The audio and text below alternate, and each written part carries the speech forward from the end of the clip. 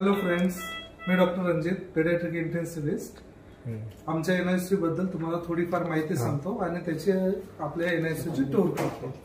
Friends, चला आपण आमच्या एनआयसीयू मधल्या टूर मध्ये इन्स्ट्रुमेंट बद्दल माहिती घेऊया. या हे पूर्ण दिसतंय, हे वॉर्मर, ह्याच्यावरती आपण बेबी ठेवतो. ओके, ह्याच्यामध्ये वरती हिटिंग प्लेट्स असतात, इथे टेम्परेचर वगैरे आपल्याला दिसतं. ओके, त्यानंतर हे मॉनिटरचा उपयोग आपल्याला बेबीचं सॅच्युरेशन, हार्ट रेट, बीपी, बाकीचे ईसीजी वगैरे ते घेण्यासाठी होतो.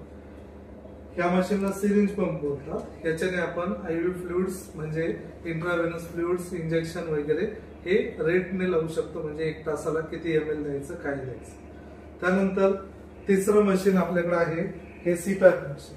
हे ज्यावेळेस बाळांना श्वसनाला त्रास असतो त्यावेळेस हे मशीन प्रेशरने ऑक्सिजन देण्यासाठी आपण वापरतो.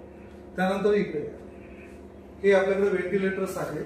हे व्हेंटिलेटर्स जर बाळांना खूप जास्त त्रास असेल तर ते विविध कंपन्याचे आहेत. एक अल्टिमा, हेल्थ प्लस आहे, दुसरं सिमेन्स, मॅके वगैरे बाकीचे सर्व व्हेंटिलेटर्स आहेत आपल्याकडे.